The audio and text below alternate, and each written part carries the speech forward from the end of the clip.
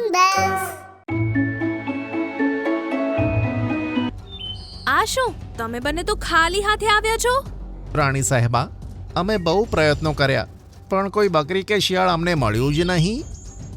તો હવે દંડ લેવા માટે તૈયાર થઈ જાઓ. આ ડિસેમ્બરનો મહિનો હતો. શેરખાને બધા જ જંગલવાસીઓની સાથે એક સભા બોલાવી હતી.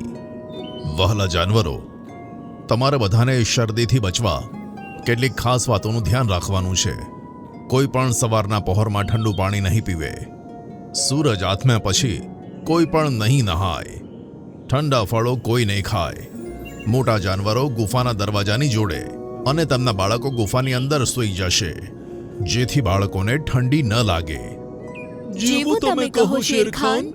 ત્યાં જ એક તીર હવામાં ઉડતું આવ્યું. શેરખાન! એવામાં રામુ હાથીએ તીરને પોતાની સૂંઢ વડે પકડ્યું અને એક તરફ ફેંકી દીધું. આ તીર ક્યાંથી આવ્યું? એવામાં બીજું તીર આવ્યું. ત્યાં તો મોટો ગેંડો શેરખાનની સામે આવી ગયો. તેના શિંગડાને તીર વાગ્યું અને તીર તૂટી ગયું. પેલું જુઓ, આ વાંદરો તીર ચલાવી રહ્યો છે. અરે બાપરે! એમને જોઈને વાંદરો ઝડપથી ત્યાંથી ભાગી ગયો. આ વાંદરો આપણા જંગલનો નથી લાગતો.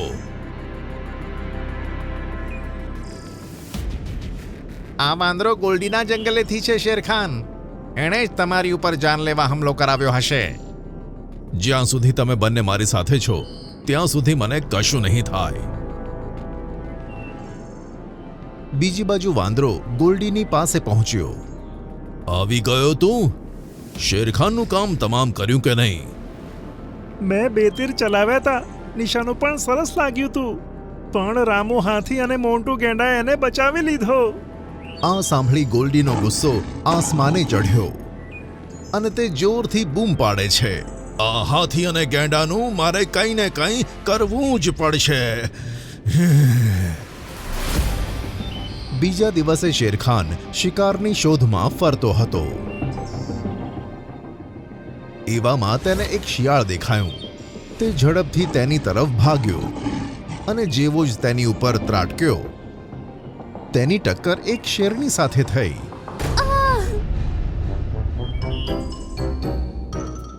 અરે ભાઈ, તું ક્યાંથી આવી ગઈ? લાગે છે આપણે બંને એક જ શિકાર ઉપર એક જ સમયે હુમલો કર્યો. આમ કહીને શેરની હસી પડી અને શેરખાનનું તેની ઉપર દિલ આવી ગયું. તેમણે ઘણો સમય વાતો કરી.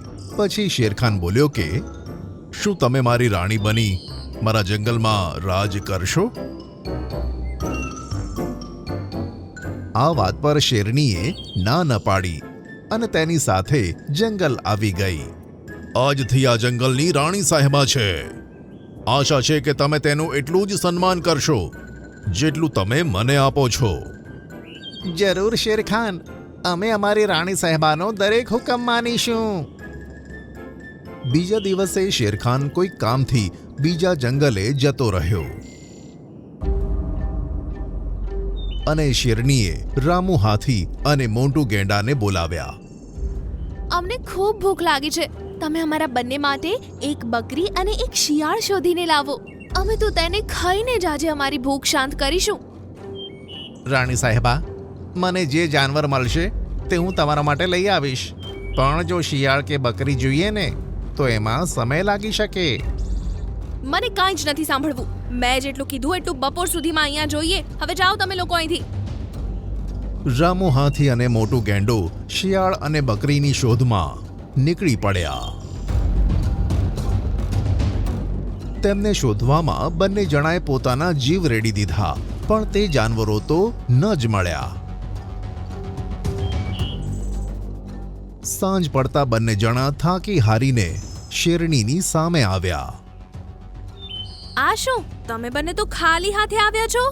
રાણી સાહેબા, અમે બહુ પ્રયત્નો કર્યા પણ કોઈ બકરી કે શિયાળ અમને મળ્યું જ નહીં. તો હવે દંડ લેવા માટે તૈયાર થઈ જાઓ. તમારા બંને આજે આખી રાત તળાવના ઠંડા પાણીમાં ગુજારવાની છે. બંને ચૂપચાપ હુકમ પ્રમાણે તળાવના પાણીમાં ઉતરી ગયા. તેમની આજુબાજુ જાનવરોની ભીડ ભેગી થઈ ગઈ. તેમને આમ ઠંડીમાં ધ્રુજતા જોઈને બધાને તેમની ઉપર દયા આવી ગઈ. શેરણીએ એ બાજુ ધ્યાન ન આપતા પોતાની ગુફામાં જઈને આરામથી સૂઈ ગઈ. બીજા દિવસે તે જેવી જ જાગી કે તરત તે ગુફાની બહાર નીકળી.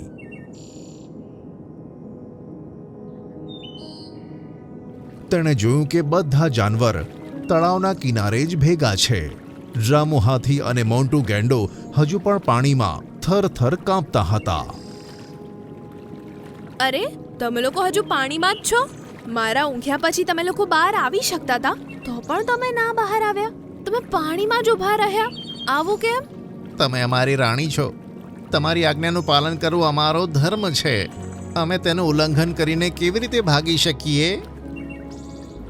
આ સાંભળી શેરણીને પસ્તાવો થયો અને તેણે બંનેને જલ્દીથી બહાર આવવા કહ્યું. બંને જણા પાણીની બહાર આવીને જમીન પર પડ્યા અને ધ્રુજવા લાગ્યા. તેમનું આખું શરીર નીલું પડી ગયું હતું. તેમના હાથ પગ ખરાબ રીતે અકળાઈ ગયા હતા. એવામાં ત્યાં શેરખાન આવી ગયો. અરે રામુ હાથી, મોન્ટુ ગેંડા, તમે બંનેને આ શું થયું? જીરાફે શેરખાનને બધી વાત કહી દીધી. તો શેરખાન શેરણી પર ગરજીને બોલ્યો કે રાણી સાહેબા, માન્યું કે આ બંને તમારી આજ્ઞાનું પાલન નથી કર્યું. એનો મતલબ એ નથી કે તમે આમને કઠોર દંડ આપો કે તેમનો જીવ જોખમમાં મુકાય. હવે શેરણી કંઈ બોલે તે પહેલા ગોલ્ડી ત્યાં આવી ગયો. અરે વાહ, લાગે છે કામ થઈ ગયું. ગોલ્ડી, તું અહીંયા શું કરે છે? તે પહેલા પણ મારી ઉપર હુમલાઓ કરાવ્યા છે. આખરે તારે જોઈએ છે શું? હું તને મારીને આ જંગલનો રાજા બનવા માંગુ છું, પણ દર વખતે આ બંને તને બચાવી લેતા હતા. તેથી મેં આમને રસ્તામાંથી હટાવવા માટે આ શેરણીને મોકલી અને તેણે જે કંઈ પણ કર્યું મારા બનાયેલા પ્લાન મુજબ કર્યું. આ સાંભળી બધા જાનવરોને ખૂબ જ હેરાની થઈ અને શેરખાનને પણ ગોલ્ડીની વાત પર ભરોસો ના થયો. હવે આ મારી સાથે મળીને તારી ઉપર હુમલો કરશે અને તારા આ બે સિપાહીઓ પણ આજે તને બચાવી નહીં શકે. શેરખાન શેરણીની બાજુ પ્રશ્નભરી નજરે જોઈ રહ્યો હતો. એવામાં શેરણી બોલી કે હા, મેં અત્યાર સુધી જે પણ કર્યું તે આના કહેવા પરથી કર્યું હતું, પણ હવે હું તારી કોઈ પણ વાત નહીં માનું. તું મારી સાથે દગો નથી કરી શકતી. ધોખેબાજી તો તે હતી જે તે મને શીખવાડીને અહીંયા મોકલી હતી. ગોલ્ડી, આ પ્રાણીઓએ મને કેટલું માન સન્માન આપ્યું છે. તેમણે મને પોતાની રાણી માની છે. તેથી હું હવે એક રાણી તરીકેનું કર્તવ્ય નિભાવીશ. મારા રાજા અને પ્રજાને બચાવવા માટે હું તારી સામે લડીશ. આમ કહી શેરખાન અને શેરણીએ મળીને ગોલ્ડી પર હુમલો કર્યો. બચાવ!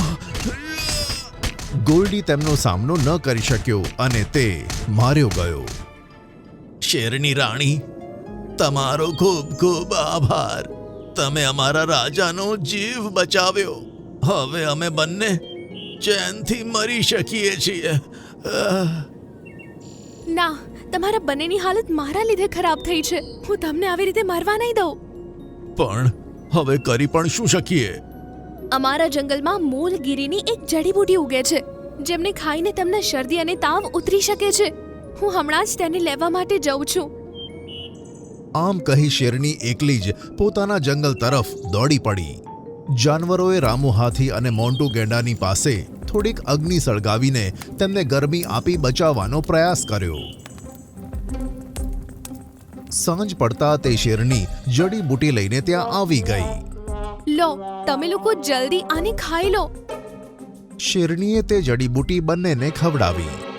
જડીબુટ્ટી ખાતાની સાથે જ તેમનું શરીર નીલામાંથી પાછું પોતાના મૂળ સ્વરૂપમાં આવ્યું અને તે બંને ઊભા થઈ ગયા. તેમને સહી સલામત જોઈને બધા જાનવરોએ રાહતનો શ્વાસ લીધો. તમારો ખૂબ ખૂબ આભાર શેરની રાણી. હું સિંહણ રાણી છું. આ તો મારું કર્તવ્ય છે. તે દિવસ પછી બધા જાનવર ઠંડીની ઋતુની મજા માણવા લાગ્યા. બપોરમાં બધા એક સાથે હસતા રમતા ખૂબ જ મસ્તી કરતા અને સાંજ પડતા પોતપોતાના ઘરે પાછા જતા. શેરખાન પણ શેરની રાણી સાથે ખૂબ જ ખુશ રહેવા લાગ્યો.